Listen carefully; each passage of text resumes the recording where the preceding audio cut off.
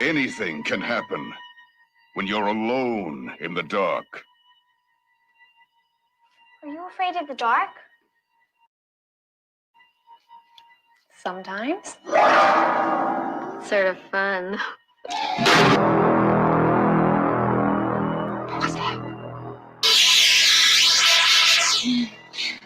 When I was a little kid, I was scared to death to be alone in the dark.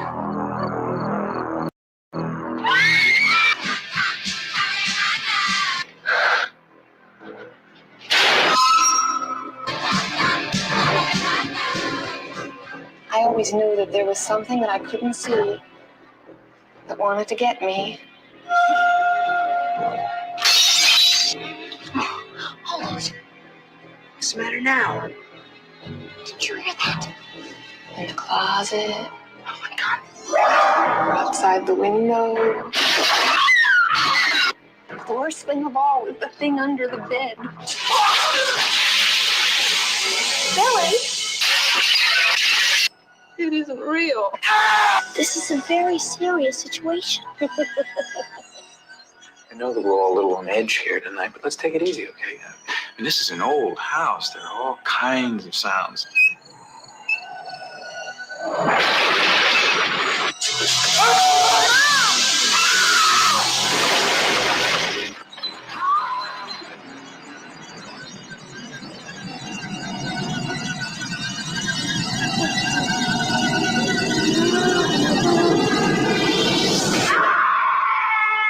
Alone in the Dark, starring Jack Palance, Donald Pleasance, Martin Landau, Dwight Schultz, Erland Van Lith.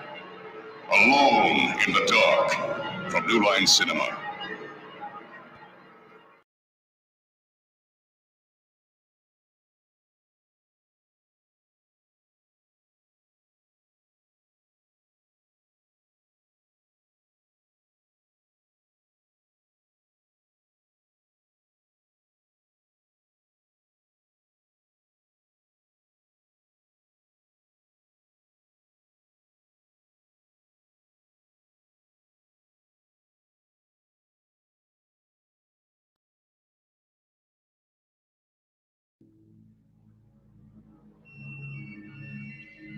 I want this car. Jonathan Miller would never do anything to break the law. I need the keys.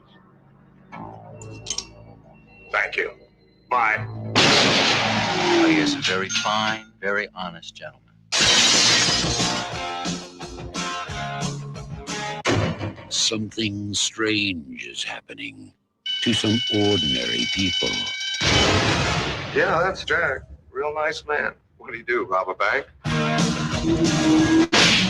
He's a law-abiding taxpayer minding his own business. Killed 12 people, wounded 23 more, stole 6 cars, most of them Ferraris. If anybody deserves to go that way, it sure in the hell's him. I've worked homicide for 13 years now. I have never seen anything like this. You trying to tell me that she's part of this?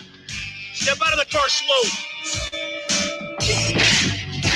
I want answers, and I want them now. Explanation won't help you. I want to know why it takes 15 shots to take down some zoned-out stripper. Why 3 law-abiding citizens all of a sudden go crazy and start killing people. We're talking spacemen here. Something gets in his way, he kills it. Finds a body, gets inside, uses it to move around. Try for one on the tire. Do you think this is easy? Why don't you try it?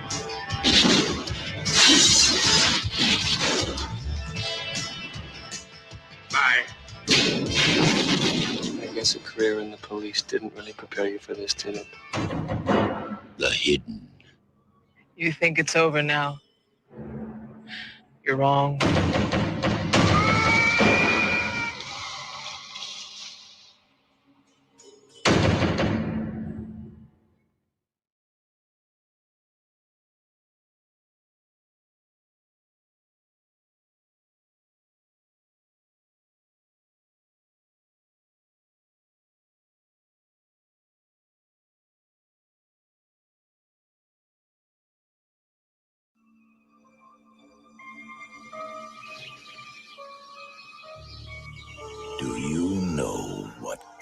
is. Hello. Do you live here? Nobody lives here.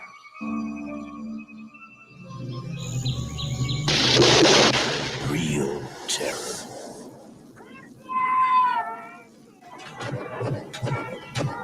How long has it been since you've been on Elm Street?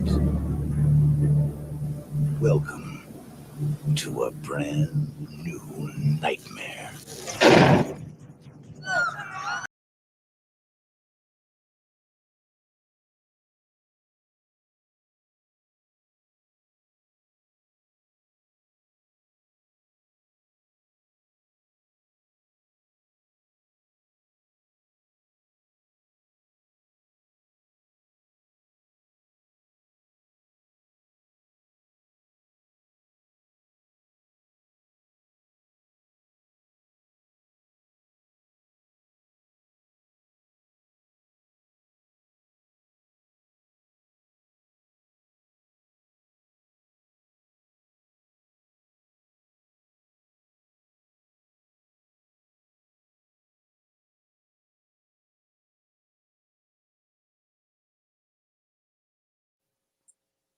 Welcome to the Pulling Focus podcast. I am your host, Mick Manhattan. As always, I'm joined by my co-pilot on this magic carpet ride, Mr. Brian Patrick from Skyline Indie Film Festival. How you doing, bro? I'm doing well, Mick. How are you today? I'm doing very well because we have a very special guest today. We do have a very special guest, and I'm very excited to welcome Jack Sholder, director of film and TV shows, to Pulling Focus podcast show. Absolutely. Well, nice to be here. You can just call me Jack Philadelphia, by the way. Oh, now I got to come up with a stage name. Oh no, you don't get one. That's only for the likes of Jack Philadelphia and I. Yeah. Well, you call me Philly. Well, welcome to the show, Philly. By the way, speaking about food, you cannot get a good Philly steak sandwich outside of Philadelphia, or just maybe New Jersey right outside. I had a friend of mine when I was living in LA. He was an exec at New Line, and he came from Philadelphia. And we would always talk about, we would try these Philadelphia steak places, and they were never just quite right. So he decided he was going to open up one in LA. He was going to import everything from Philadelphia, the meat, the rolls, the cheese, everything. And he set it up in Westwood. It's kind of like a nice part of LA, and it still didn't taste the same. Even the oil. I think there's just a tradition, or I think like the really good steak places, they have a griddle that they've been making the steaks for like 50 years, and somehow it gets in there. I don't know what it is, but it's in the DNA of the sandwich, that seasoned griddle, I guess. Something. It's never quite as good. No, I 100% agree, and I agree to that with almost all foods, like Jersey with diners. Like I've never been to a diner outside of Jersey that it has like had the same taste almost in their food. Yes, right. Speaking about diners, the opening scene of Alone in the Dark, that diner was in New Jersey. You may even know where it is. I mean, I kind of forget, but it was somewhere in the vicinity of Jersey City. What? Yeah. I mean, for anybody listening right now, I'm from Jersey City, so and maybe Manhattan, but Jersey City is where hung my hat. But I did not know that. Now I'm trying to think, because there was the Miss America diner that looked just like that diner. Yeah, I could look it up actually. I'm so excited right now. You have no idea. This is amazing. Because when I saw the diner in the opening of Alone in the Dark, because it's been a while since I had seen the movie, but seeing it again, I was like, man, I miss those diners. And it may turn out that you missed that diner. Specifically, because I grew up down the street, if it is the Miss American diner. If not, I'm pretty sure they had diners like that all over, though. and I've eaten at most of them. Rosie's Farmland Diner. Rosie's Farmland Diner. Ooh, in New Jersey somewhere. It's in Little Ferry. I've been down that way. I bet you I have seen this because I spent a lot of time in Little Ferry. It's real. It's a classic. That is, oh my God, and it looks like it too. How much filming did you do in New Jersey for Alone in the Dark? We did about half of it. About half of it was, almost all of it. Well, the house that we filmed in, which was like half the film, was in a place called Sneeden's Landing, which is on the Hudson, but it's just right across from New Jersey. Oh wow! It's like about 2 miles from the Jersey border, but a lot of the stuff we filmed in Bergen County. Okay. The hospital was in Bergen County, which was actually 2 different locations,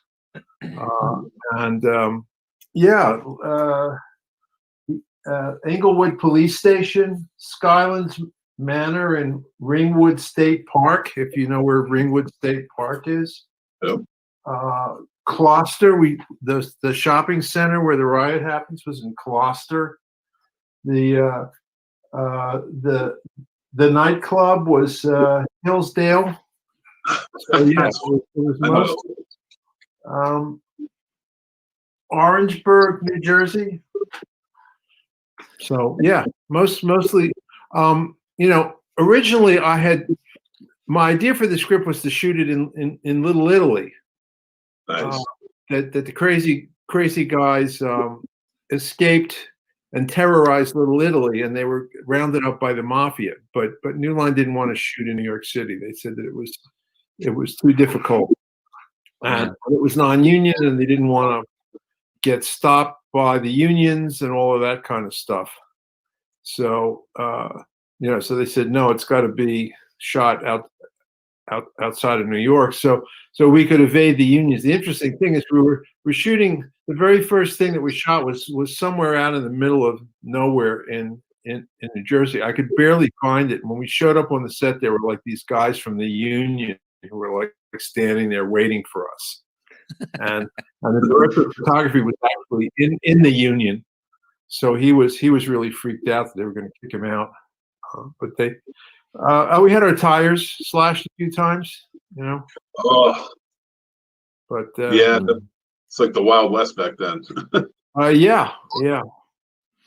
So you were talking about the diner, and Mick said Jersey City, and then you just turned right around and grabbed a binder off your bookshelf. What is that? Is that like your film diary? Was that what did you pull? Basically my director's book. So it has this, I have the script in there with all my notes. I have, all of my shot lists, storyboards, I have tabs for crew, locations, art department, casting. So, basically everything that has to do with the film is in these books. So I kept them all. Yeah, of course you would. Yeah, sure. Probably, yeah. Probably most directors would keep them. They wouldn't want to throw it away. Yeah, what a great resource to revisit and things like that. And look at how you've done things before. Yeah, great resource. That's great advice for anybody listening, because we have a lot of indie filmmakers that will listen. Keep a director's book. Keep all of your information together. Absolutely. Yeah. Well, and also, I basically every page of the script, like a lot of directors, they scribble all over the page. I don't write very much on the page, but what I do is I put another sheet of paper with the holes on the opposite side. So when you open it up, there's a sheet of paper on the left side. Mm-hmm. It tells me how I want to shoot the scene. It's literally a shot list. Mm. So that's awesome. Every page if I open up the page that has the dialogue on it on the left side, is all my notes on how to shoot it. Now, how getting into like overall, I guess your shooting style. Now, and how meticulous are your notes, or are you willing to over time did this happen? Like maybe adapt or just kind of an idea of what you wanted to shoot. I basically plan out every single shot of the movie before I've ever shot anything. So I've shot 15 features, theatrical and TV, but feature length films plus some episodic stuff, and I have shot listed every single thing I've ever done before I started shooting, and then I initially did it out of fear. Certainly with Alone in the Dark, I just was afraid I was going to get there and they were going to say, okay, what do we do now? And I would say, geez, I have no idea. But then I could look at this thing and I could say, okay, you go here and you go there, and we're going to put the camera here. And but as time evolved, it's an excellent way to prepare because, if I were going to shoot two people talking, okay, you have a 2-shot and you have an over the shoulder and another over the shoulder and two matching close-ups. So, what could be simpler? And sometimes that's the right way to shoot something, but sometimes it's not. So, if you get there and there's all this pressure, you say, okay, 2-shot over the shoulder, close-up, reverse over the shoulder, reverse close-up. But if you have the time to sit around in your room and think about it, you might say, what is this scene really all about? Then you have to say, well, what is this scene really all about? Why is it in the movie? What is its purpose? It has to have a purpose, has to have a reason. There has to be a point of view, like what's the whole movie about? How does this scene fit into what the whole movie is about? Okay, then how do I want to have my actors? If you have 4 people sitting around the table, say, okay, everybody sit down. Well, no, it's like where they sit is important. So if there's let's say there's a couple, let's say there were 2 couples having dinner, and let's say the guy is having an affair with the other guy's wife. So how do you want to seat them? Do you want to have him sit opposite the other guy's wife or next to the other guy's wife? Do you want to see him like reach under the table and grab her hand, or do you want to see him take his foot and go under the table? They're now looking at each other as opposed to having to turn their head to look at each. There are all of these little things that you have to think about. That a lot of people think shooting a movie is like coming up with cool camera angles and if it's horror films, gory stuff or things like that. No, it's all about figuring out how to tell the story, and you have to be extremely meticulous. Different directors work very, very differently. Some like me storyboard, shot list everything. People like the Coen brothers and Spielberg, more in his early days, they shot list or do storyboards for everything. Brian De Palma storyboard the entire movie. I don't like to storyboard. And then there are others who think that's the kiss of death. It removes all spontaneity. Let's get on the set and see what the actors want to do and all that. But one thing that everybody does is they study the script. If you walk on most movie sets, the ones that I've walked onto, the person that you think is the director is probably the assistant director, who's basically like the foreman who's running the set, and the director is usually sitting in a chair looking at the script, because it's kind of like you're a detective, and the script is the scene of the crime. So if you walk into the room and there's a dead body lying there, you don't have to be a detective to say, "Hey, we got a dead body," with a hole in it. Somebody just got this guy. Oh, great. So do you get to be a detective? No. You open up the drawers, you fingerprint under the bed, you look under the carpet, and that's what you have to do if you're a director when you're working on a script. You have to look at every tiny little detail, like the script says, Joe, happily.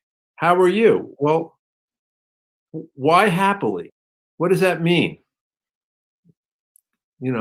Does he really say happily? What is the writer trying to get at when he says happily?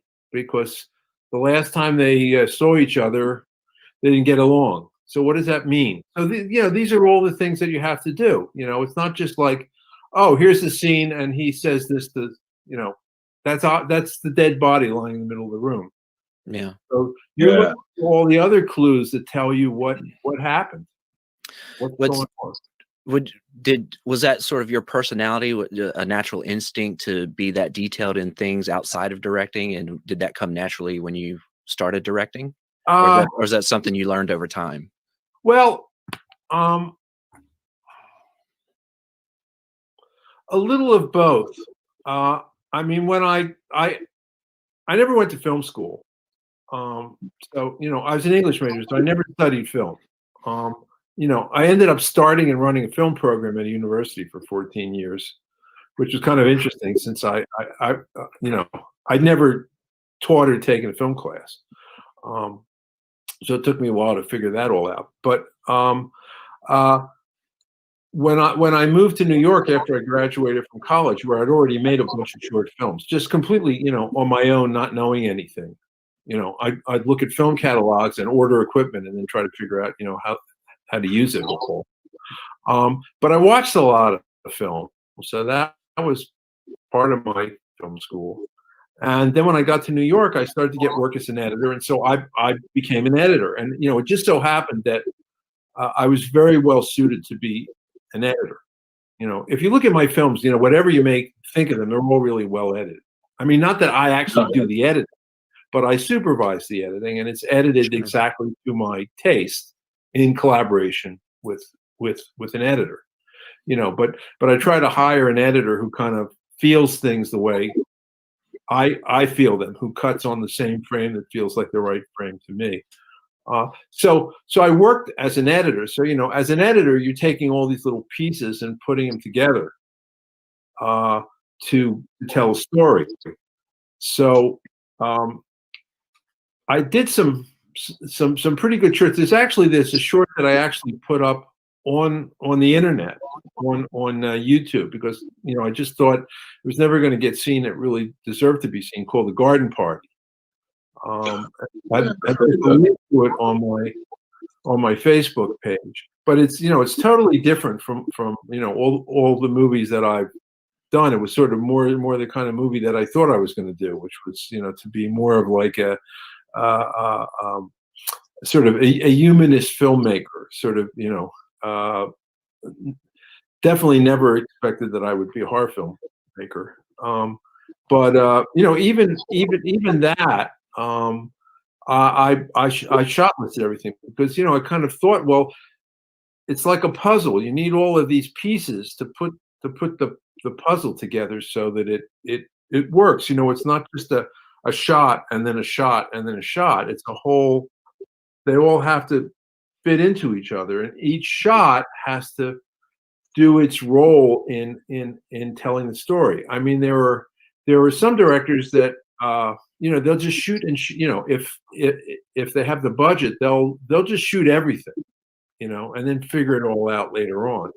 I like to figure it out beforehand and then shoot the way I think it ought to go, so that I get all the pieces that I think I need. I mean, which isn't to say that I say, okay, the first two lines are going to be in a wide shot, so we shoot the first two lines in a wide shot, and then I say cut, and then I say, okay, the next shot's going to be on her, so I shoot just her lines, and then I shoot the whole scene through. But, sure. Or at least as much as makes sense. There's a big wide shot and it's an intimate scene. I'm not going to shoot the whole scene in that big wide shot because, you know, I know it's going to play in closer stuff. So there's no point wasting the film or wasting the actor's energy for stuff that I know that I'm never going to use. But so I think in terms of shots, so maybe it was kind of natural for me to make up shot lists, you know, and also that I felt that way I would have a plan, because I kind of have a disorganized mind. So it helps me to be organized. So you know, and then as time went on, you know, in the latter part of my directing career, I probably didn't need to make up a shot list to figure out how to shoot stuff, but you know, it was just part of the process, because you have to go through and you have to say, what's the movie about? What's the scene about? How do I stage the actors in order to help to tell what that scene is about? And then whenever because people are constantly asking you question, you know, which way's the camera going to point? Where can we park all the trucks? You know, well, I have no idea. I don't know how much. Well, you know, if I know how I'm going to shoot it, I can say, well, over there, I'm never going to see that.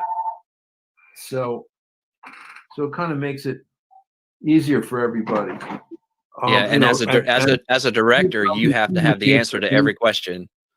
Right, and then actually, when I'm shooting, I have the page of the script and I have the shot list and I put it in my back pocket, and I usually don't look at it. You know, I just kind of watch and see what happens, and usually the scene ends up the way I planned it, but sometimes it doesn't. You know, sometimes things happen. There's a better way. Somebody makes a suggestion. The cameraman makes a suggestion. The actors make a suggestion.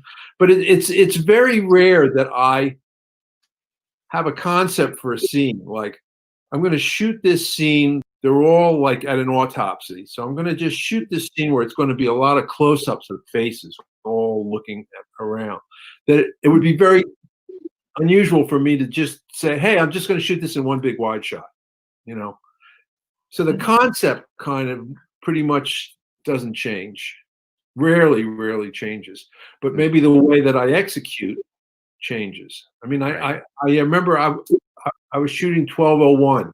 I don't know if you've seen that film, but I set up the whole scene, and the cameraman said to me, you know, if we turned the camera 180 degrees, we'd have this background that would look better.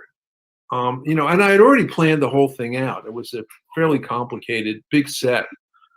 But he was right, you know. So then I had to say, well, it's going to take time to change everything around, and you know, am I going to not be able to make my day or have to lose some shots? And he said, no, I can do it pretty quickly. And so we basically flipped everything, but it was still the same concept, you know. Right. Anyway. Well, you know, I wonder too, you know, with how your directing style and you know, for your first film that you wrote and directed with Alone in the Dark, right? I wonder, because your star in Dwight Schultz, the great Dwight Schultz, of course, that was his first starring role in a movie. But you were also working with powerhouse veteran actors, you know, and Donald Pleasance, Martin Landau, Jack Palance, of course. So as a director, when you're going into that setting, your first time in a feature film, what's your mentality? You know, how are you working with them? Well, it was both intimidating and elating. It's like it. I said, what do you drive? What kind of car do you drive? A minivan, unfortunately. Okay. So somebody pulled up a Lamborghini in front of your front door and said, "Here's the keys. Go have a drive." That's what it's like. You know, it's like you turn the steering wheel like an inch, and it goes right around the corner at 100 miles an hour. That's what it's like working with those kinds of people. And especially on that story too, because one thing that I really appreciate about your movies, and you never seem to shy away from, is they're very action filled.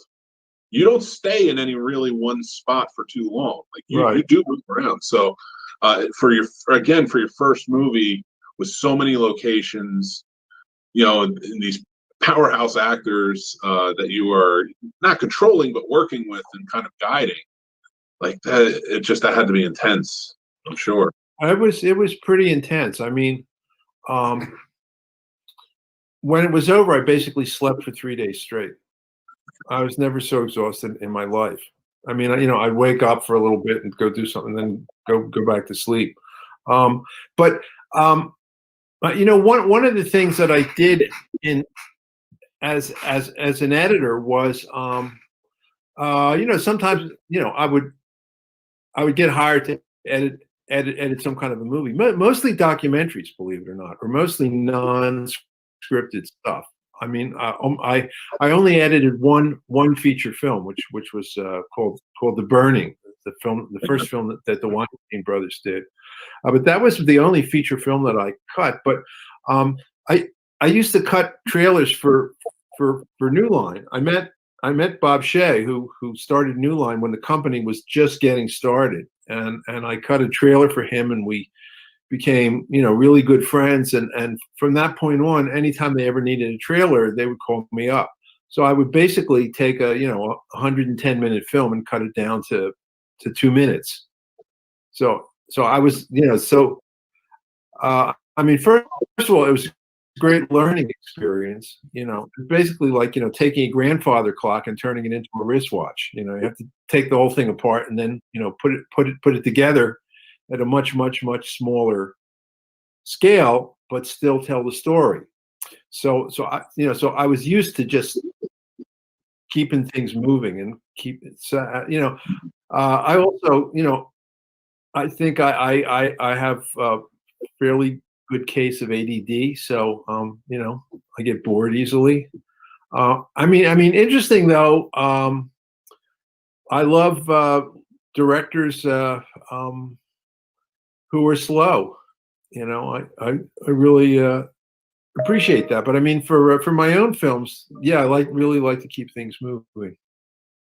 Well, to go on, because I mean, your first 3 films are, I mean, it's such a testament to your directing. Because like Alone in the Dark, to me, as appreciated as it is, it's got a very high rating for like Rotten Tomatoes, things like that. Me, I think it's ahead of its time, personally. Because you see a lot more. At the time, you saw so many slasher movies coming out and stuff because of The Burning or Friday the 13th or Halloween and such. But this is like a home invasion movie with a lot of care and focus in the story, and you see a lot more of those coming out today. That's why I think like this is something that needs to be on Blu-ray. I think it would be very much appreciated even more today. Yeah. And then you go on, and so that's your first experience. And now your very next experience is Nightmare on Elm Street 2, which you are now helming. A mega. It's the second movie, so you're guiding this franchise now. You're really the one, because the first time it could have passed or failed. It was an experiment. But now you're taking it, and to me, that is a very, Brian and I, we go back and forth on it a little bit. But I feel it's a very underappreciated movie. I that's one I gravitate to more. But what was that like going into that movie, and like maybe when working with Robert Englund, who had already, kind of defined this character? What was your take for him?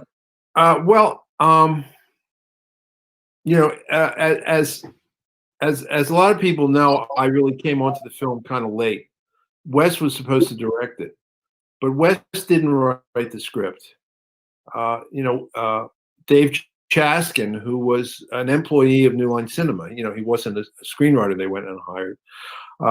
I guess he came in and he pitched the film, the story, and they liked the story. I mean, they knew that one made a lot of money, and in the back of their mind when they were doing it, there was the idea, well, if this film does decently, we'll make a sequel, because at that point there was Friday the 13th 2 and Halloween 2 and all that. So it was like, if you could make a horror film and it did okay, you would make a sequel. In fact, I think they shot like 3 different endings, and there was a lot of like back and forth between them and Wes about the ending.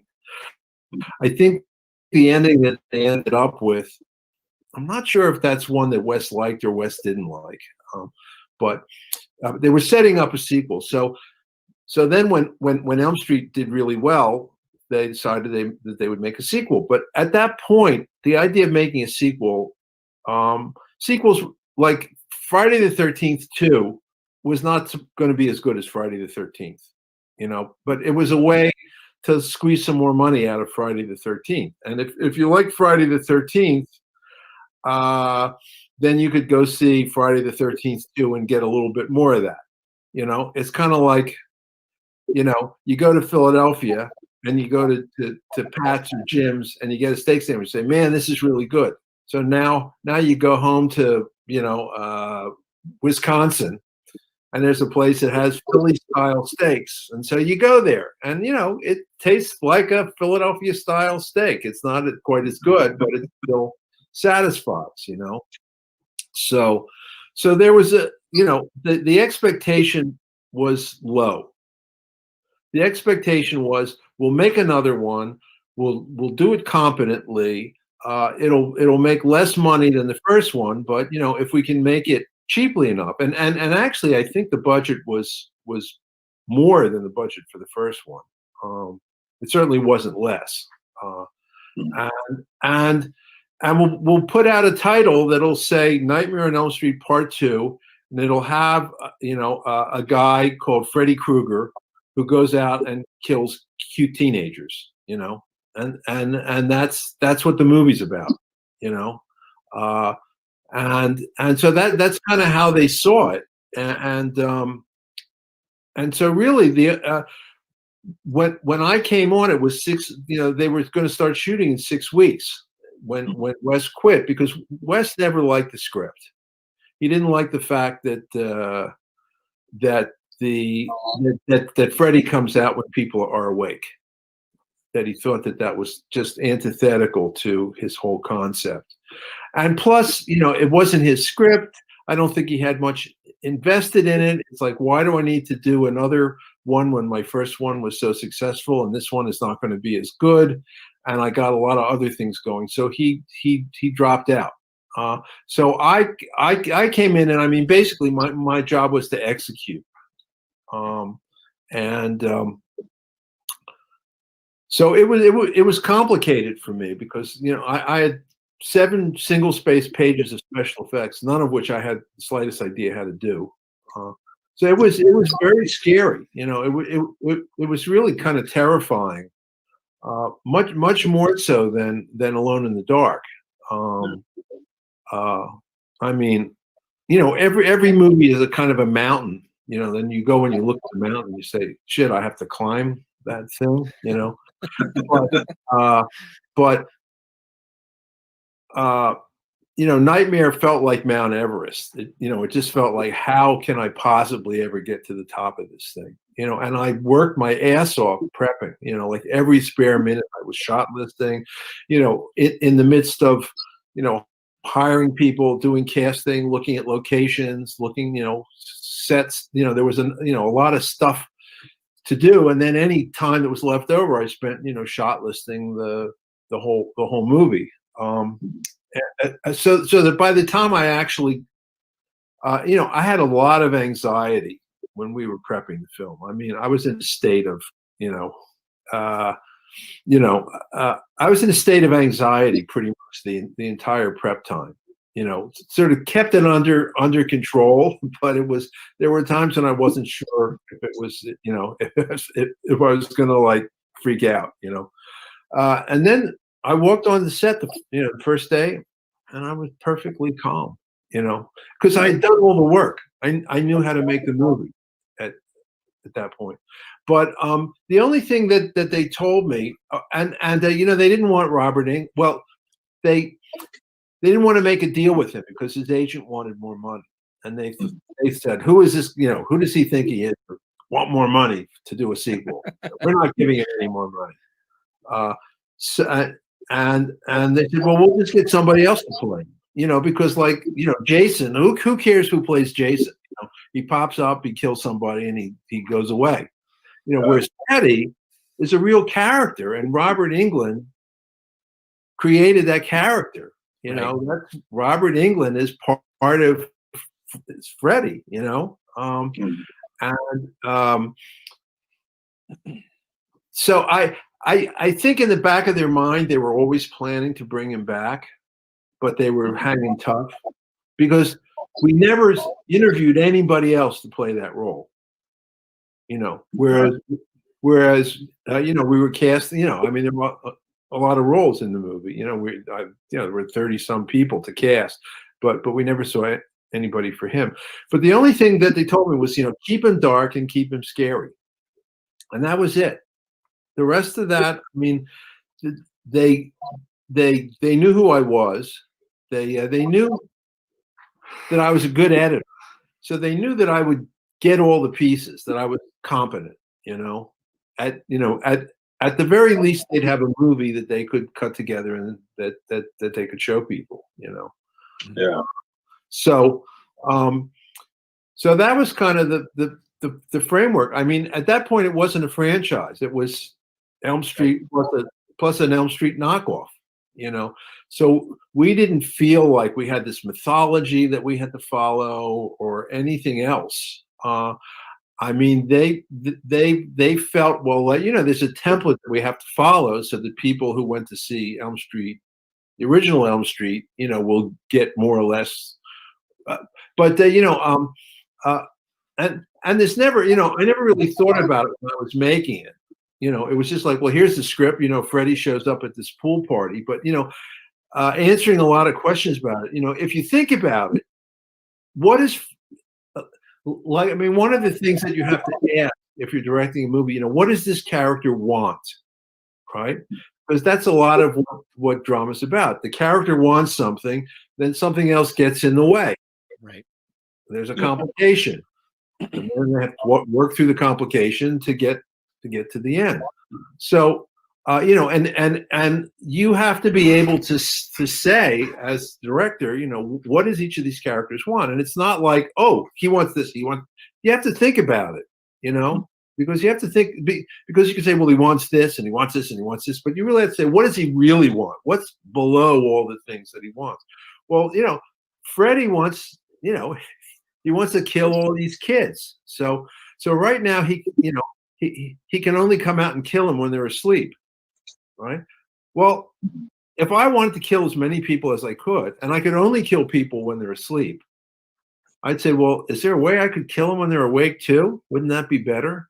Okay, well, how could I do that? Well, maybe if I could take over somebody while he's sleeping, then I could use him as a way to get out into the world. So, I mean, it actually does make sense, you know? I mean, they completely dropped that, and I mean, basically, you know, 3 was more successful, more popular than 2, you know, and I think, you know, 3 is probably if you were to do a survey, most people's favorite sequel.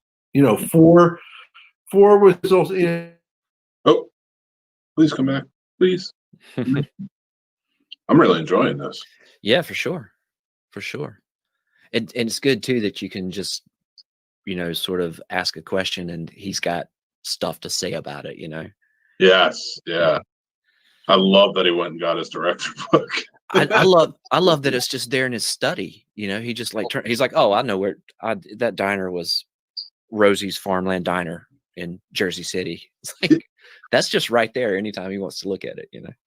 Which he shot in 1981. You know, like, so like, just like, yeah, have it on the shelf, but be like, yeah, I just need to go right back to it. Like, you know, I kind of remember, but all I need is just a quick reference. Like, yeah. Oh, you know, what he was still saying about, you know, Nightmare on Elm Street 3, Dream Warriors is probably everyone's favorite if they took a poll or stuff. It would really depend on the poll because the one that he directed has taken on a whole life of its own in the gay community. And that's a very vocal community, you know. So Oh, absolutely. And I bet again, if you it's consider like DVD or VHS sales and or home box office type stuff, I bet it's done as well as any of them. Hello. There he hey, is. Jack.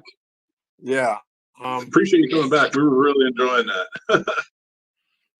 So let's We see. kind of Where you were talking about how Nightmare on Elm Street 3 was probably everyone's favorite, and then you were discussing the other sequels when you broke up there. Yeah. Oh yeah. So I think 4 was just a more kind of hyped up version of 3, and then 5 and 6 kind of fell off.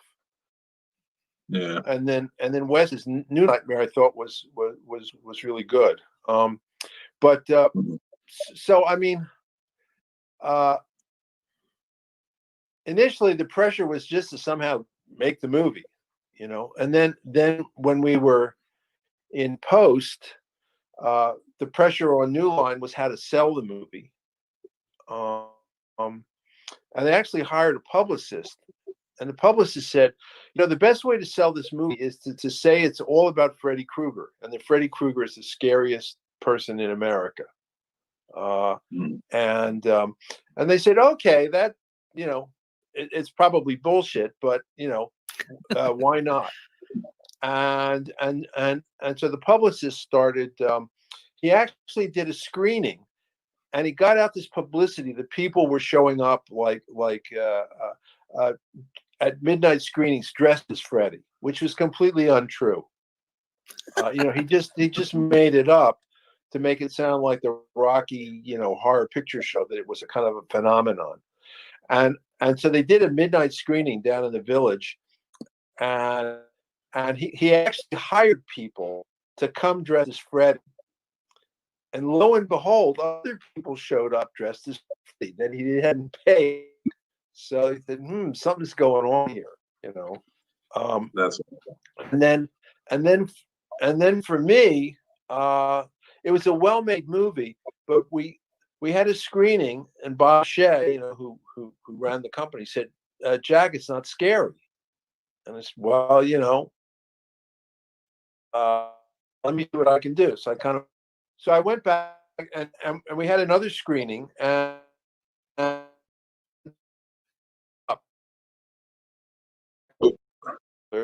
went up, and he said, still not scary enough.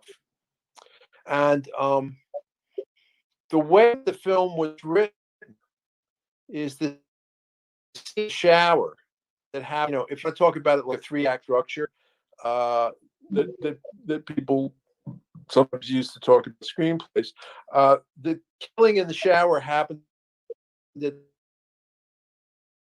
So me, you know, 40 minutes into the film is the first killing, and Bob said, you know, we should move that up earlier so it comes in the beginning act to get some scares in there earlier. And I said, you know, you can't do that because the story won't make any sense at all if you move that up. You know, that all the intervening stuff, you know, they're acting as if it never happened. And so we had a third screening, and there was I was an avid squash player, and there's a kid who worked at this squash club that I worked at.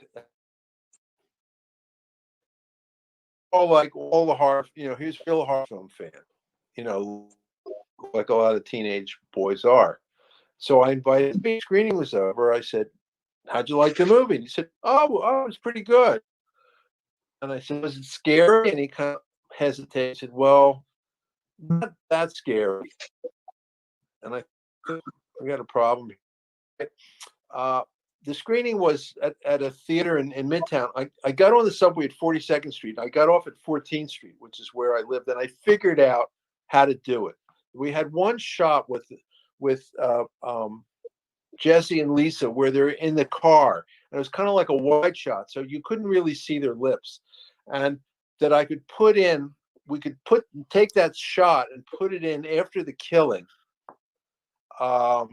And add like 2 lines of dialogue that would cover whatever the the problem with the script was if you took this thing and made it come earlier, so that they acknowledged that the coach had been killed and that this terrible thing had happened. And so we moved it up, and then the next screening, the numbers went clearly up, and it was because the way the film was working was Freddie would keep coming over and saying, "I'm going to do this, I'm going to do that," but he never did anything. So it's like, you didn't really believe, it's kind of like the parents saying, "If you do this, I'm going to, but do it." So, the kid keeps doing, because the parent never said. But Freddie doesn't to do it, and then he goes and you have a scene in the shower. He's business, and I mean, I always find it interesting when people tell me, "Wow, the film was so scary; it just scared the crap out of me." And like, wow, yeah, because the simple problem was it wasn't scary. So, it was scary, and as it turned out, Wes did the really hard job of creating the whole thing, and he deserves all the credit. But I did get 2 to work well enough, so it did better than the first one, and then the rest was history. Well, I got to tell you, I know for me being a kid, and everybody knew who Freddy Krueger was when I was a kid. You were terrified of him. But the first movie, I think, was, I was at an age where it was kind of over my head that he would come in your dreams and get you.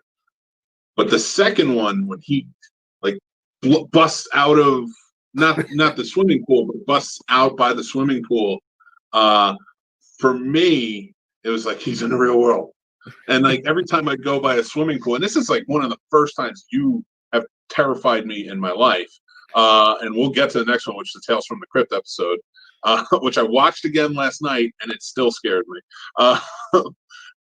As a kid, I'm watching like Freddy come out in this party, and I'm just like, I can never go by a swimming pool. This is where he's going to get me. He's going to bust out of it. And you created that fear in me as a kid, and like I was just terrified of Freddy. That became well. I mean, a lot of that's really, the editing. The fact, what happened was I wrote Alone in the Dark. And that was my first attempt at a horror film. And I was never a big horror film fan. I saw some, but it wasn't like the only reason that I saw Friday the 13th was Bob Shea said, "Hey, Jack, I want to check out Friday the 13th. It's making all this money and it costs nothing to make." So he dragged me along. I still haven't seen Halloween. I've never seen Halloween, believe it or not. It's not, there are a lot of really great horror films, but the really good ones are about more than just horror. Alone in the Dark was my attempt to make an art film that was really about a lot of other stuff than people getting killed. It was about, what is society about? What is normal and what isn't normal in society? I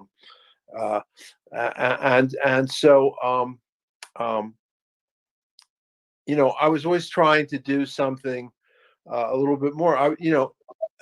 People have asked me, well, what's the hardest thing about doing a horror film? Well, the scares aren't the hardest part, because the scares kind of take care of themselves. In a way, the hardest part is creating a good story and good characters that people are going to get involved with, so that when something happens to them, you're identifying with. What I was going to say a minute ago was that I wrote the script for Alone in the Dark. They couldn't raise the money.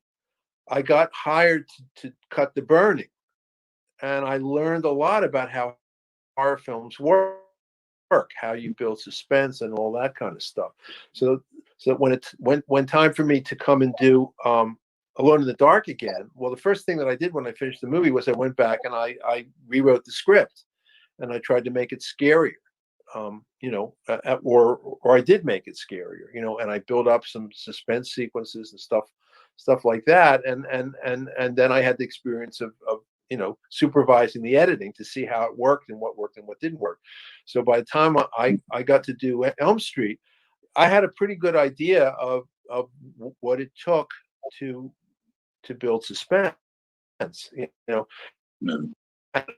I mean, part of that is so yeah. I mean, by the time that I did Elm Street, I had a pretty good idea of how a horror film works. So, and you have to realize that early '80s, there were a lot of people who were doing these low budget horror films, and a lot of them had no idea how to shoot a movie.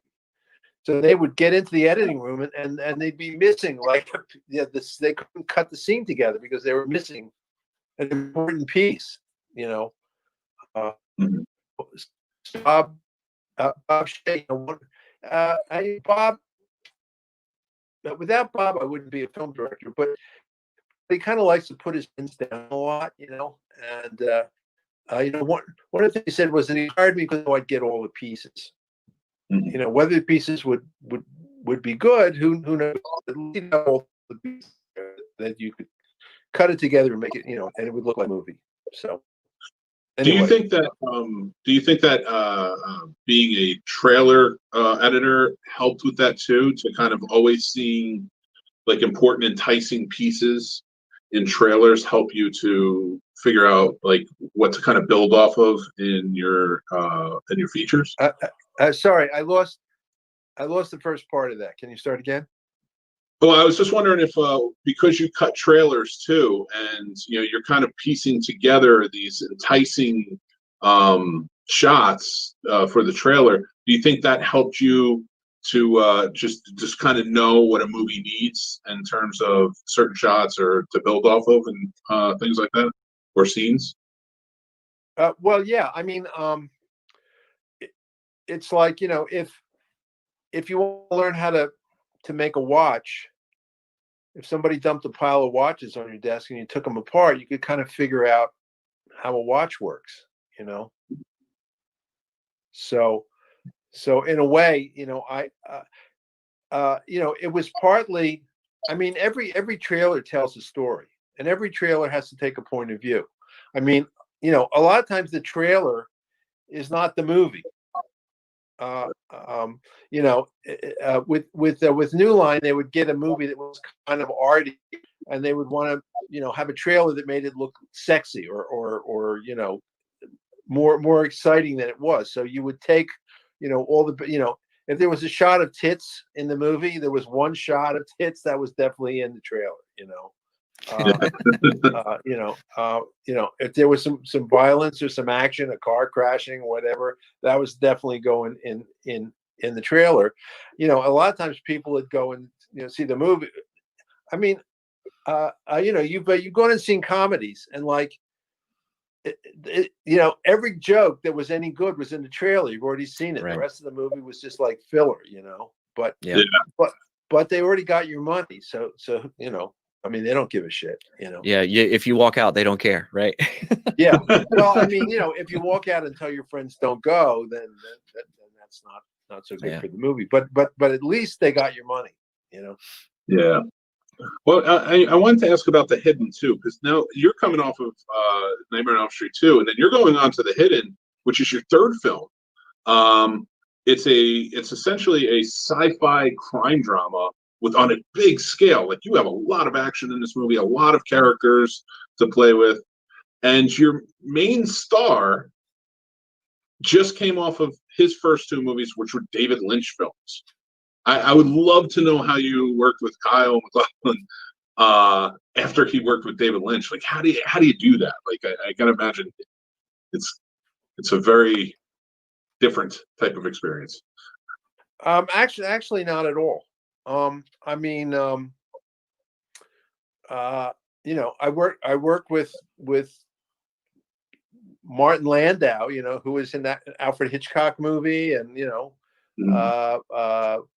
Donald Pleasance was in a Polanski movie. I mean, these, all these people have worked for some of the best people out there.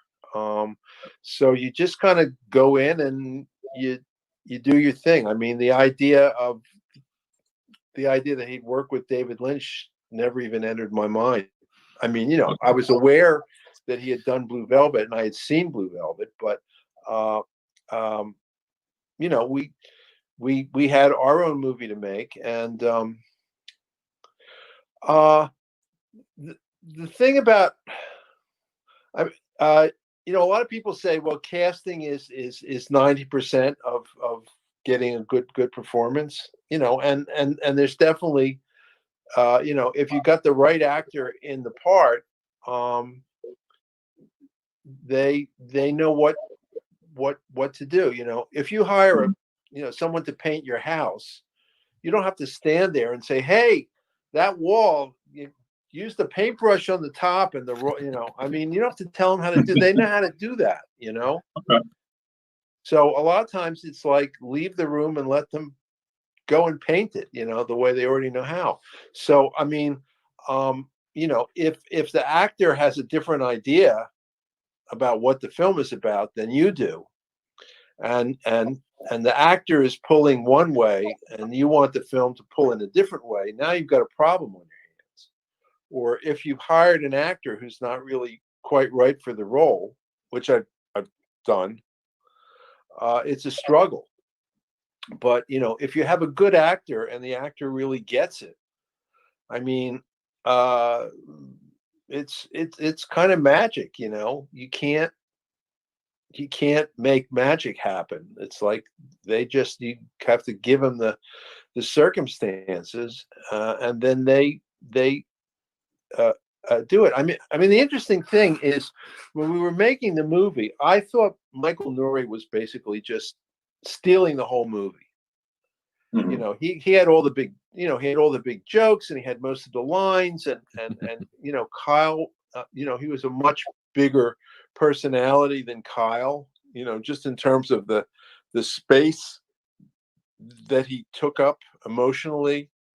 And I thought, gee, poor Kyle, you know, he's just, you know, he's sort of, you know, Nouri says a lot of stuff and he just kind of nods or he doesn't say as much.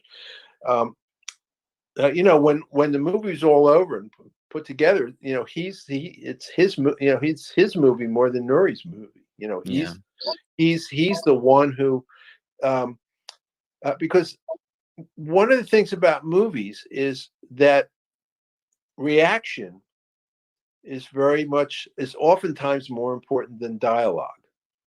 So someone says something, and then the way that the other person reacts can be more powerful than what the person says. And especially because, you know, in a movie, you know, I have a shot of you and you say, hey, Jack, I hate everything you've ever done. And then it cuts to me and we see my face and everybody's thinking, what is he thinking? What is he feeling? You know, and they read into that.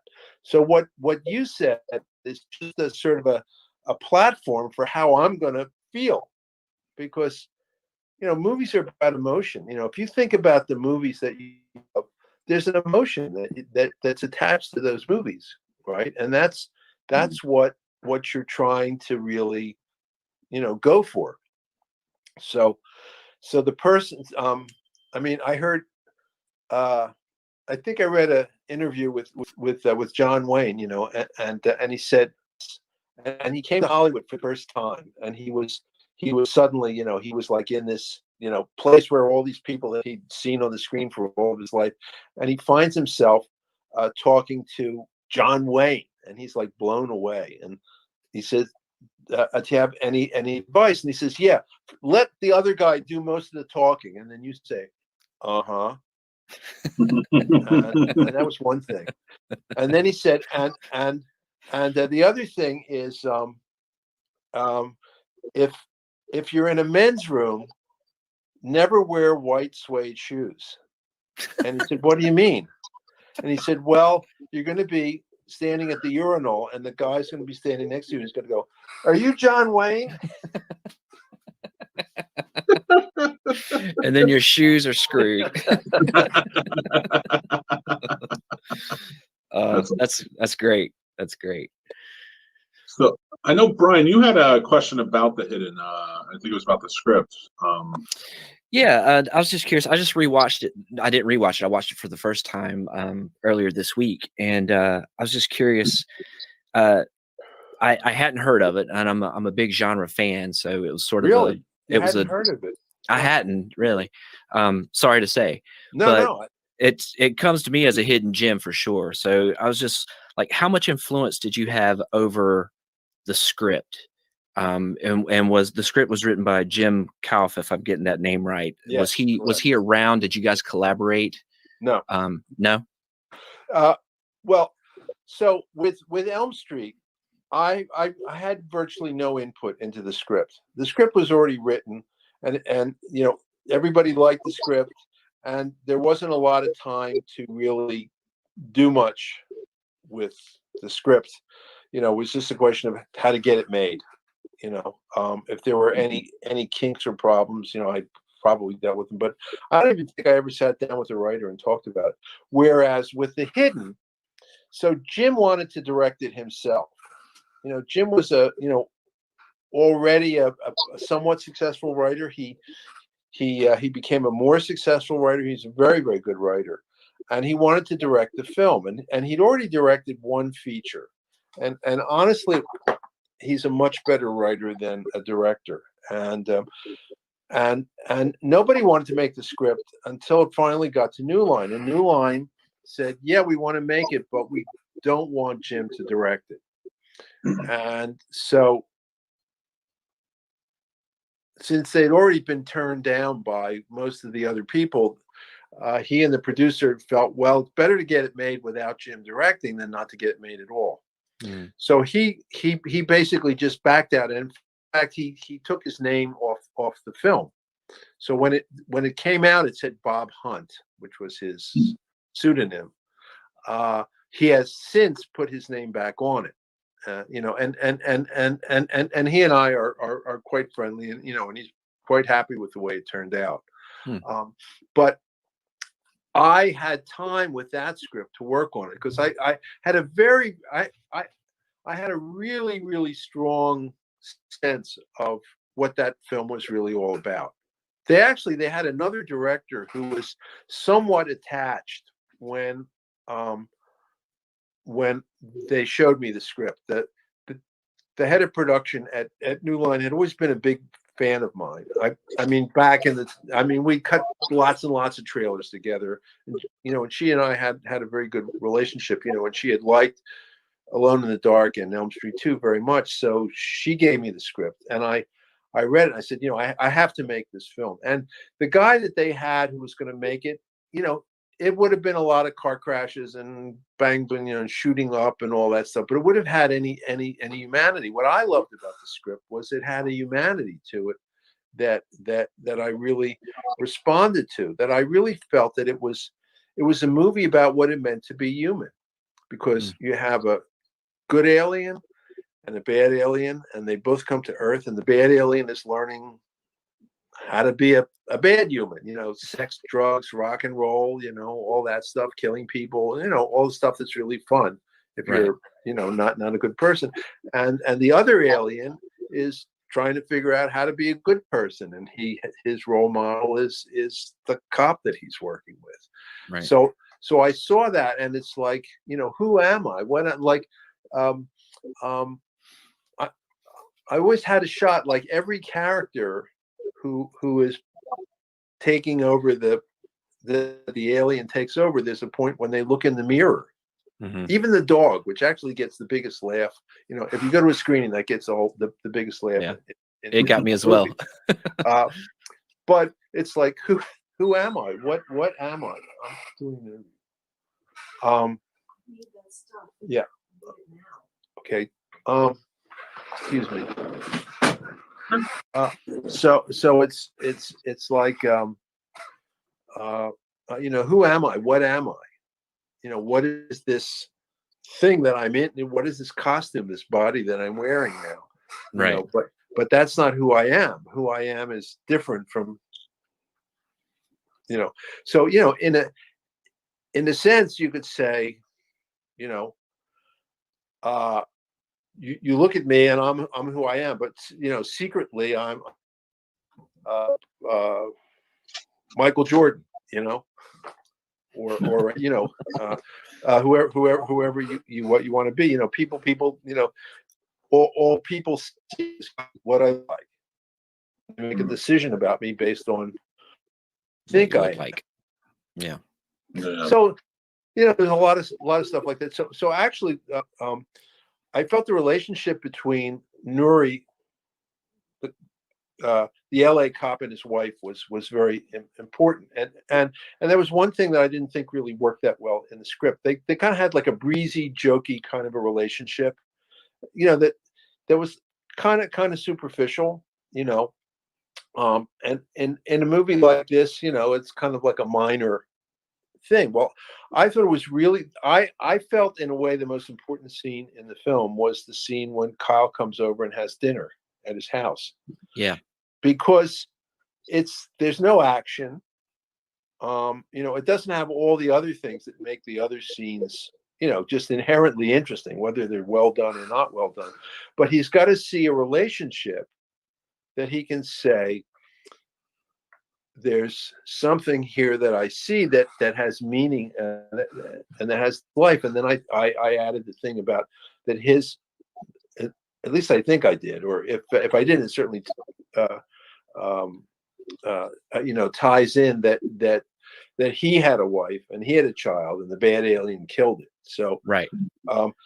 So I thought, well, how do I make this relationship work? Because I've only got this one little scene to kind of have that happen. And then I thought, well, what if I give him a kid? Because, relationships with a spouse, they're kind of tricky. But relationship with a child, there's a much more kind of pure love involved. Yeah. So I added the little girl. So that was probably my major contribution. I mean, there were other things like the scene in the mannequin warehouse. It was in the original script. It was in a shoe warehouse. So I thought, well, the script is all about what it means to be human. So how can I tie that in? So what is this? Why a shoe factory?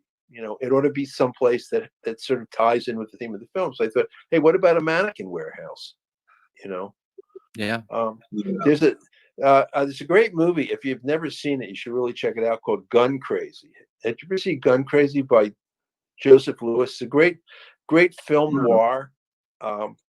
It's about a guy who is he's fascinated with guns, and he becomes a bank robber, and he meets a woman at a carnival who's a trick shot artist, and they sort of fall in love and commit bank robberies. And it's a great movie. I mean, it's a great, it's one of the great B movies of all time. If you haven't seen it, you really got to check it out. Oh, yeah. And 100%. there's a scene where there's huh? You had me at film noir. Yeah. Yes. Of which I'm a big fan, but there was a scene in it where there's a kind of a chase through a meat packing plant where they're like running through these sides of beef that always kind of stuck in my mind. So I thought the idea of these mannequins, which are bodies without a soul, without anything to animate them, would be interesting. So this is when you're thinking thematically, it helps to lead you to good places. So all of these little, so it's really like, if the original guy who they had made the movie, it still would have been a good movie. It was a good script, and it would have been fine. But I think that there's a lot of little things that if you do all the little things, it just elevates it, and they all kind of add up. I mean, look at Jaws and look at Jaws 2. They're the same movie. Jaws 1 is a great movie. Jaws 2 is okay. Same movie. Why is one so good and the other is And that's why. I can answer that. Yeah. Quint. Well, yeah, but just the way, I mean, Spielberg he's a great storyteller. And they're just like these little things, these little moments, these little things that just go by that you don't really think that much about, that somehow I mean, it's like it's like the difference between a $25 pair of shoes and a $200 pair of shoes. You know, they kind of look the same, but you put them on and there's just something, you know, when you wear the you know, you try on something really good, you know, it's really, you can just tell it just feels good, you know. Yeah. And there's a certain you don't notice it when it's there because you're enjoying the film, but if it's not there, it's you're taken down a notch or two. It's that sort of je ne sais quoi of storytelling that the good masters have.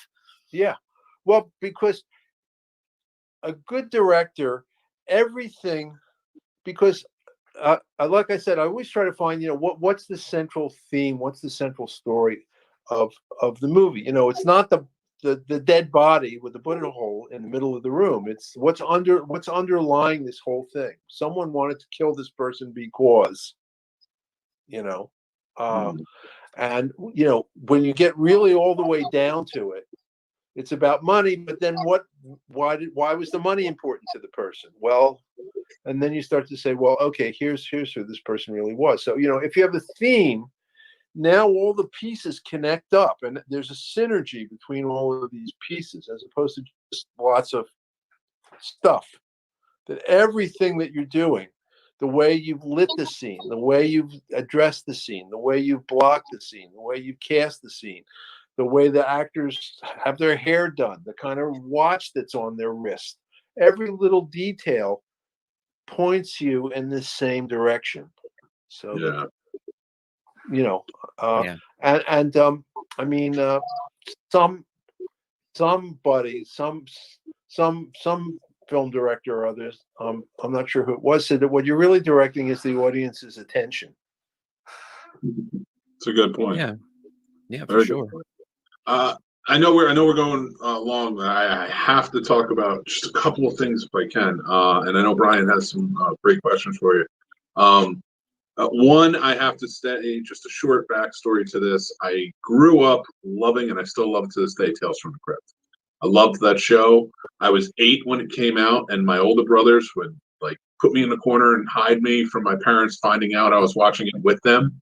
And week after week, I was like terrified. But one episode in particular still to this day terrifies me in a way that's pretty like just down to my core, and that is Fitting Punishment. That was your episode. Yes, and the reason being is it's just scary. You shot that in such a terrifying way. The whole episode, the abuse is scary, but then you get to that ending, and it's initially this final 6 minutes of the episode, and you're just like, this is one of the most terrifying things I've ever seen. Just the way it's shot, everything. Your shots throughout the entire episode are amazing. But one thing scared me for sure. I was a tall kid. I'm 6'8" now. Wow. So, well, what still scares me to this day is because the nephew is so tall and his feet had to be cut off to fit in the casket. I'm a child I'm like eighth grade freshman year. I hit 6 foot, and I'm like, are my feet going to have to be cut off? Can I not fit in normal caskets? Like, how does this work? These are the questions you never think about, and your show is making me ask them. Yeah.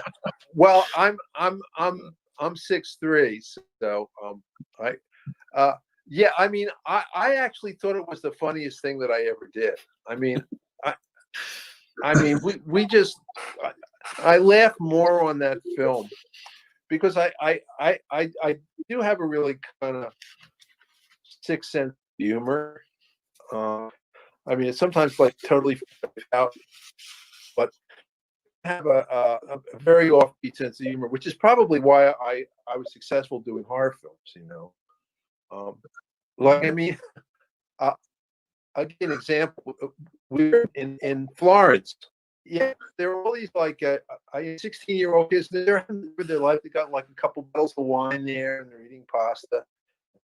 And I walk over and say, "I'm from the American Embassy. Can I see your driver's? You shouldn't be drinking right now." And the kids like they're all like goes like this, and my wife is like, "Oh my God, what are you doing?" You know. And then I said to the kids, "Oh, I'm just shitting with you. Don't worry about it. It's fine." But so They're still telling that story, guaranteed. Probably, probably. But so I just thought it was really funny, and there's a way.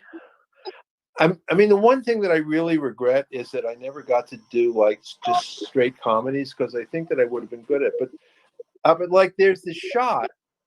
I mean, here's, film should work visually. I mean, there's a great podcast called every God, what is it called? Every frame a painting, I think. It's an incredible website that let's see, every frame. It's called Every Frame a Painting.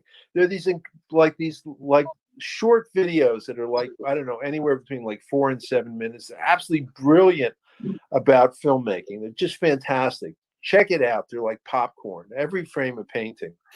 But there's one where he talks about comedy, and he says, comedy now is really bad because it's just actors improvising, and then they just sort of cut it down, and it's people just talking to each other. There's no visual humor, like, if you think about Buster Keaton or people like that. Right. But there's a shot where you see him lie the kid in the coffin, and then he gets this kind of look on his face, the funeral director, Moses Gunn, and then the camera just pans along the body. And when you get to the end of the shot, you see the feet are hanging over the end of and then the next shot is you see him starting up a circular saw, and it's funny. It's really funny. It is, and that landed when I watched it last night. I was like, man, that is a really funny shot. And the cutaway, like, you speaking about editing, I see it. But let me, you flash back 30 years ago, and that's scary as hell to me. Like, my feet are going to go. So you still worked it in such a great way. Yeah. But yeah, it was really fun because Joel Silver was one of the producers of the film. If anybody doesn't know, I mean, Joel Silver was produced all these huge blockbusters. Die Hard and lots and lots of them. And he had these two kids who he thought were really good screenwriters who had written an adaptation of that particular story, and it just wasn't. Everybody felt that it needed work. So coming from Philadelphia, which has a large African American community, and it always seemed like the funeral directors were like, the leaders of the community, people who had a lot of money in the community, and certainly business. If you're a funeral director, business is good, because people are always dying. So I thought, what if we did this with an all-black cast? And they said, okay. And so we hired a young screenwriter whose name was Don Mancini, who had just done Child's Play, Chucky, and so he wrote the script, and it was very, very funny script. So I mean, we laughed, and because it was an all-black script, the community of African American actors in Hollywood, a lot of these people knew each other, so everybody was just having a really, really good time. So it was one of the most fun things that I ever did. Nice. I actually remember speaking about my wife. We the scene where they're taking all the blood out of the corpse, and I see the blood draining through these neoprene things, and it goes into this like absolutely filthy sink that's underneath the table, and I was sitting around during lunchtime looking at the dailies while I was eating my lunch, looking, and those were the scenes, and we're all sitting there laughing, and my wife stopped by, and she came and walked in the room and thought, what is wrong with this guy? That's fantastic. And Yeah, one of the other questions I wanted to ask real quick, like before moving on, you did a great TV movie that I really enjoyed. We watched a lot in my house, and that was By Dawn's Early Light. Yeah, and it was. I mean, we love that movie, and you had such an amazing cast. You teamed back up with Martin Landau, who played the president in that. But you've worked with James Earl Jones a few times on his TV show and in this. And I'm such an admirer of James Earl Jones as an actor, and just like he brings such a gravitas and force to him in every role he's in. And I just wanted to know what was it like directing somebody like James Earl Jones? I know you said that actors, they know what they're doing and they bring it, but like just being able to like collaborate with such a great mind like that. Yeah. Well, I was, I was completely in awe of him. I thought that this guy is like one of the great actors in the world. So having the chance to actually direct him was like an unbelievable honor. And so he was cast. We never met. The first time that I met him was the day before he was going to start shooting. We were shooting. Well, all of the stuff a lot of the stuff that we shot were on sets, and so he came in for a fitting, and I met him, and so I said to him, is there anything that I can do to help you? Is there a way that you'd like to work so I can be the most helpful to you? And he said, well, sometimes I don't speak very clearly, so if you could correct me if I'm not speaking clearly, I would really appreciate it. I said, as he enunciated perfectly. You. And he said, and the other thing is, he said that he has a stutter. He had a stutter since boyhood, and that sometimes he might need to change the wording of something so he wouldn't stutter when he said it. And I said, sure. But here's a guy who's done, Shakespeare, where you don't really change the words, and great stage plays by great authors where you can't change a word. And actually in the very, he was just, to stand there and see him do certain scenes, it just, your heart is just pumping, he's just so great. And the very last line that he has in the script, he's standing there as the other plane is about to crash into his plane, and he says to the president, "Do better next time." And so he did it, and I said, let's try that again.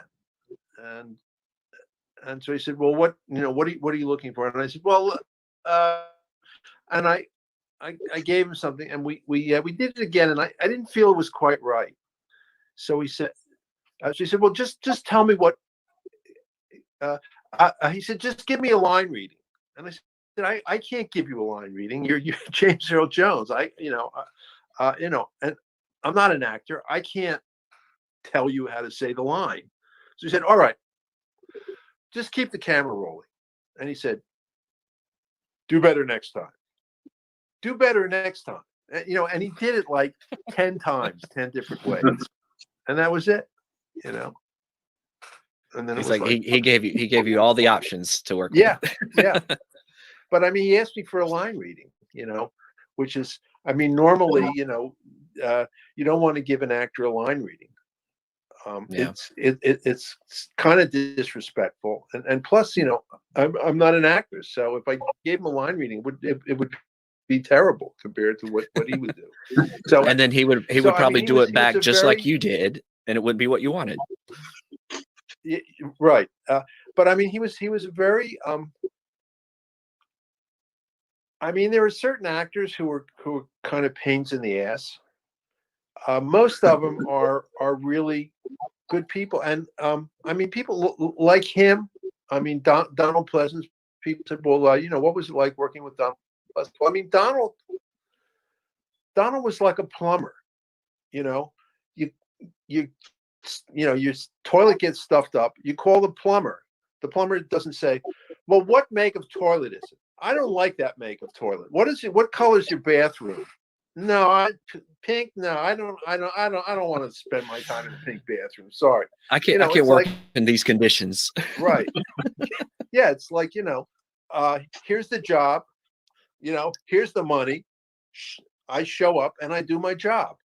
You know, I happen to be really, really good at it, and what I happen to do happens to be an art, but it's also a craft. You know, I mean, that was, you know, that was Donald. You know, he just showed up. And, you know, with this dumb little movie, you know, with a film studio that had never done a feature film before, and a first-time director, and a kind of a low budget, and all the rest, he showed up, and you know, he did what he was supposed to do, and he was great just because he's a great actor. You know, I mean, Yeah. so if you're a great actor, what you're going to do is going to, you know, is usually going to be great. You know, I mean, same thing with you know, Palance. Palance kind of gave me a hard time, and the very first scene that we shot was that kind of walk and talk on the lawn when he says, "None of us are crazy. We're just all on vacation," you know. And he had told me that he couldn't do the scene, that it was too much dialogue, that no one had told him. He was really bad at memorizing dialogue, and he couldn't possibly shoot it. And I said, "Well, today's the only day that we can shoot it. You don't have a choice. So, you know, I'll break it up into little pieces to make it easier for you. If you want cue cards, I'll have him make cue cards." You know, when it came time to shoot it, he did it in one take. It was like, it was incredible. You know, and I turned to him and I said, "Jack, that was absolutely incredible. That was fantastic." And he looked at me and he said, "You're full of shit." He walked away. But that was his way of saying thank you. Yeah. Yeah. Oh, that's a great story. I love that. Yeah, absolutely. And it sounds like Jack Palance. That sounds like something when you think about Jack Palance, that's who he was. You know? Yeah. Well, I mean, you know, it was interesting because the other thing that he told me that first, because I met him the day that he showed up on set to start shooting. And the other thing is that night we were supposed to shoot the scene where they escape from the mental institution. And in the script, there's a car, and he and the other guys come, and his character pulls the guy out of the car and kills him. Mm-hmm. And Jack said to me, you know, and I just met him. I mean, this was like the first thing that he said. I mean, first he said he couldn't do the dialogue scene that day. And then the other thing he said was that he didn't want to do the scene at night because he didn't want to kill anybody, because he didn't like violence. Had he read the script? Well, someone had actually told him there would be no night shooting in Alone in the Dark. Right? So, strange. Yeah. That didn't work out too well for him.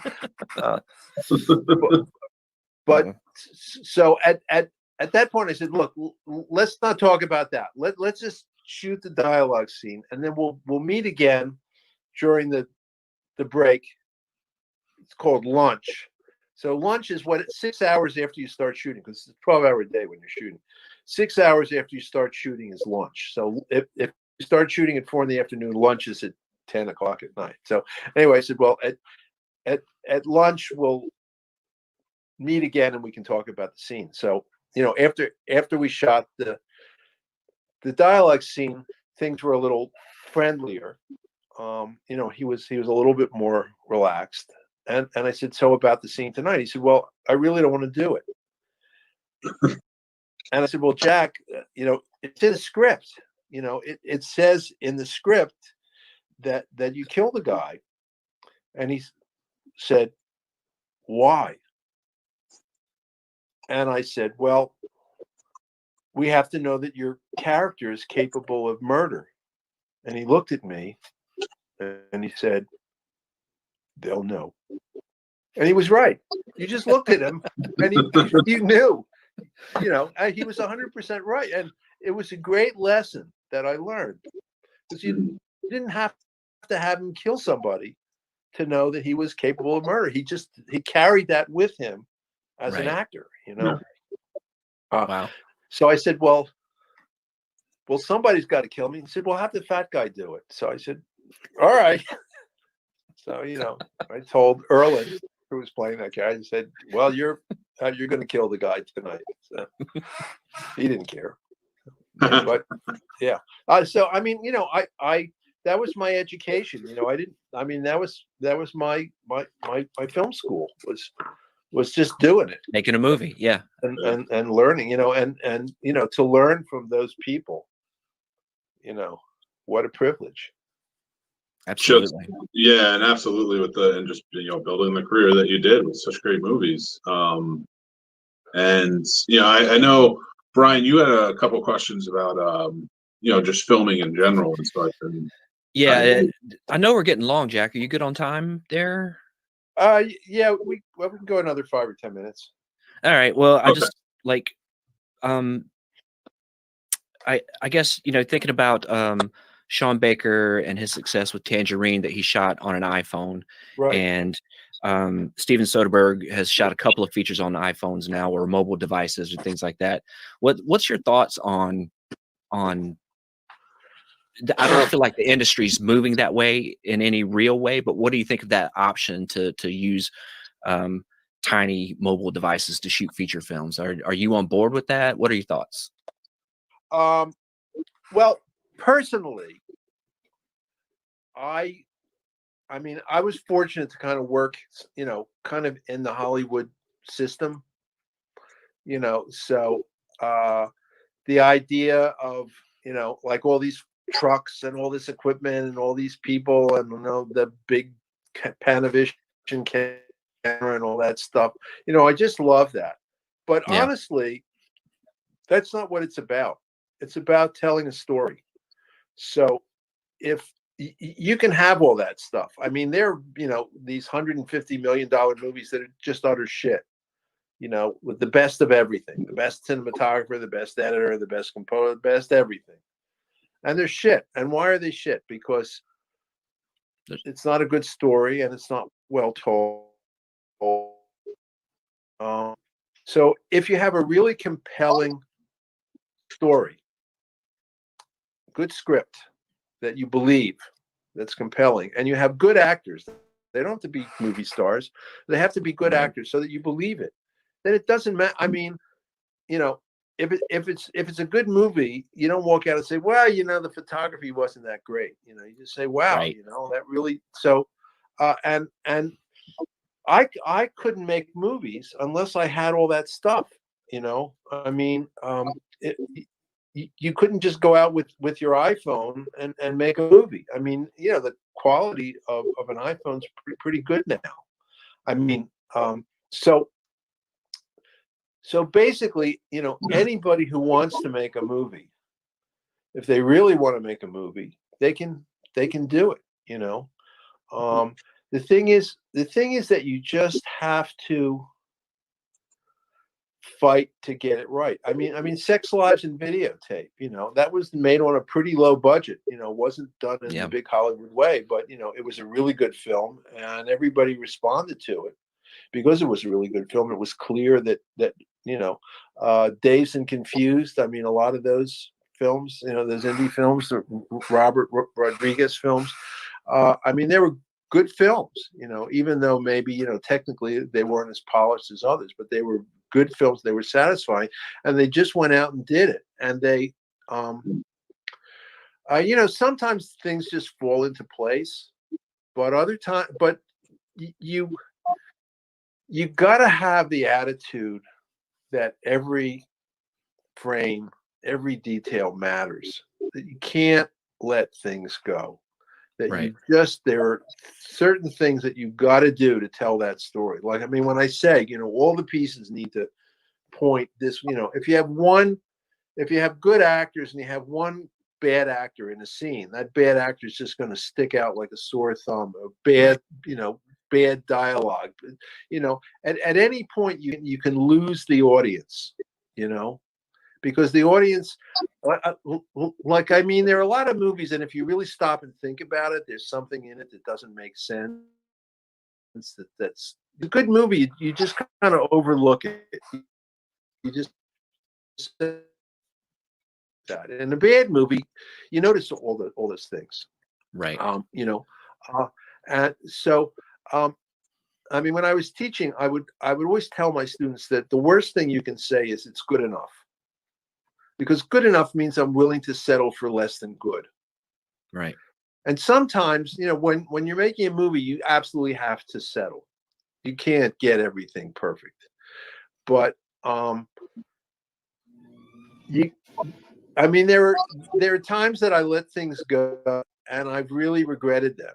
Because you look at the movie and you say, I just should have taken that extra 5 minutes and gotten it right. I shouldn't have, let people talk me into whatever, because you're going to live with it. So, you kind of have to pick and choose because, if you have a 6-month schedule and a $200 million budget, you can kind of do whatever you want. But,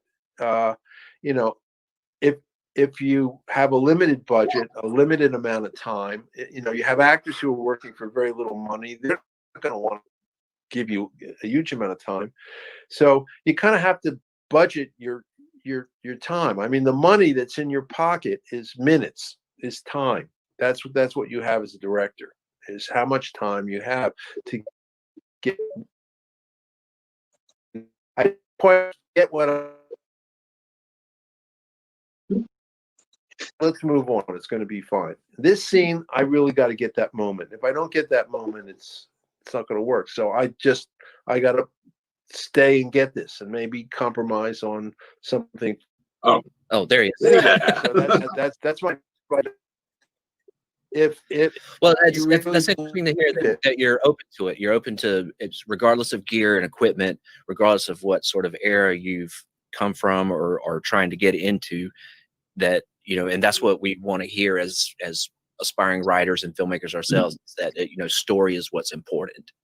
All right. Well, I just, man, this has been like a masterclass in filmmaking for me. It really has, yeah.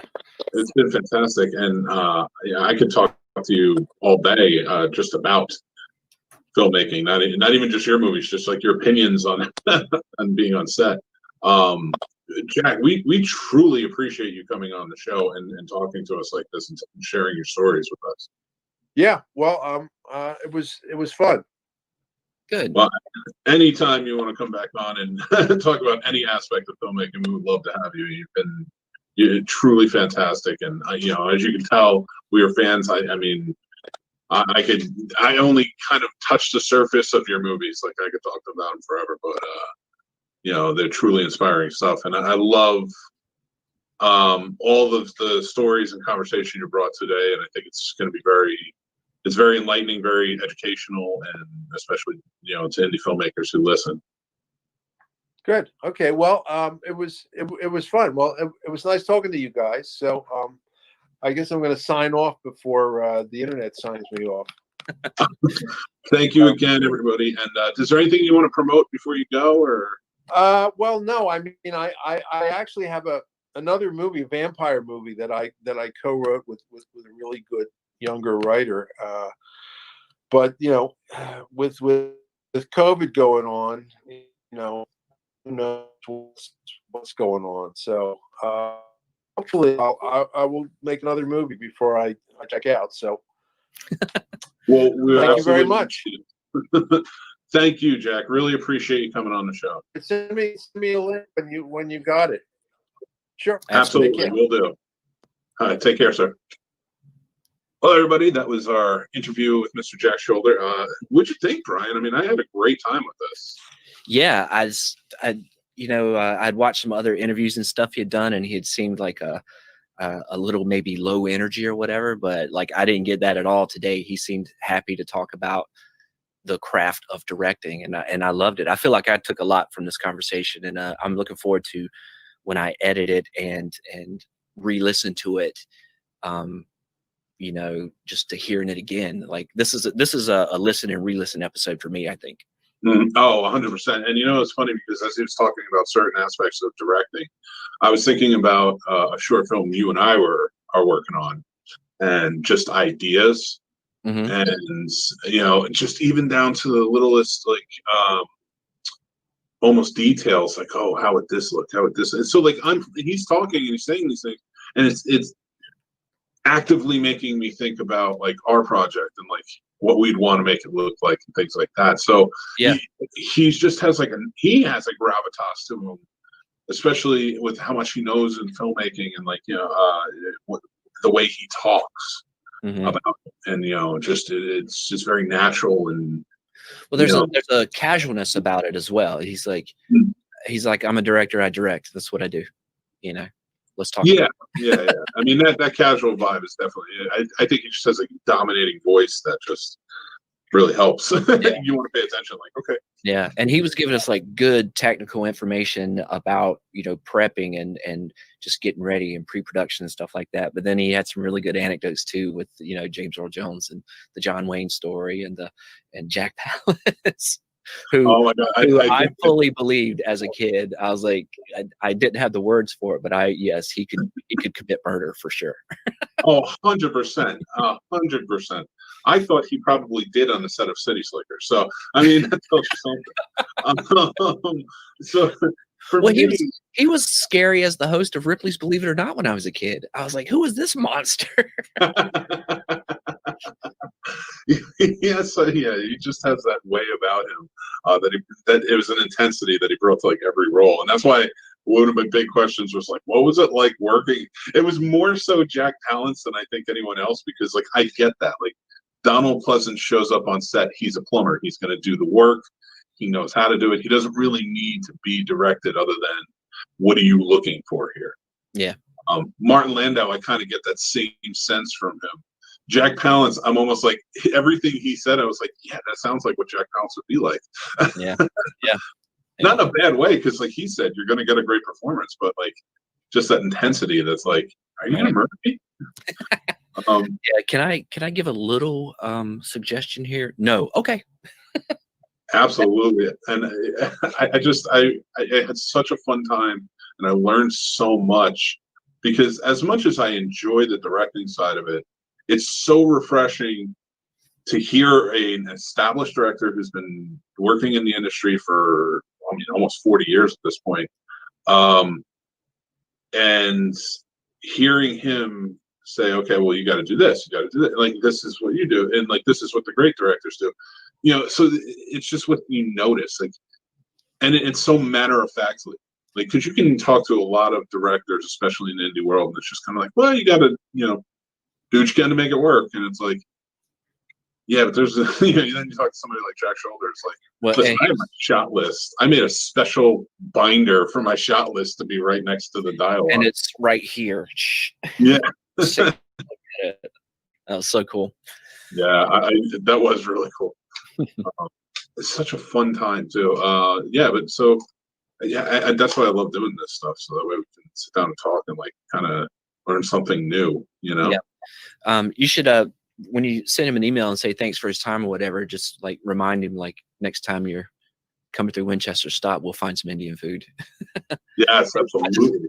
I just feel like in a casual dinner environment, like, we'd get so much more stories out of him and information, and he seems more than willing to share it. You know what I mean? So. No, it pisses me. I mean, it's a blessing in disguise because we get to talk to him because COVID's kind of exists. Yeah. But at the same time, for us, it's like, you get to talk to him. Yeah, we don't get to go out with him right now, like, which we want to do. Like, let's buy you dinner. Come up from Nashville. And it's just like, it's like, all right, well, great. When COVID times are over, or we figure out how to deal with it, like, Asheville's only like 5.5 hours away. That's a easy weekend trip to go visit and get another masterclass out of it. Oh, I would love it. Again, it's just, I think especially with that new Scream Queen documentary, which I am not putting down, it's a really good documentary. And we, you and I disagree on Nightmare on Elm Street. I fully 100% get your point of view of the movie. I'm just weird. I think that's why I like, Halloween 3 and certain other types like out there movies in the franchise. It's just like kind of what I'm into, Yeah, and you sort of alluded to that while we were talking to him, but like I don't remember discussing it with you very much. Like, so what do you think my stance on it is? That you don't like it? Yeah, it's not a great one. That's going to have to be edited out. No, I think it works, and but I get that because I don't like it. All right, so for me, but like that, telling that story, I was 3 or 4 when it came out, and then I saw it when I was around 8 or 9.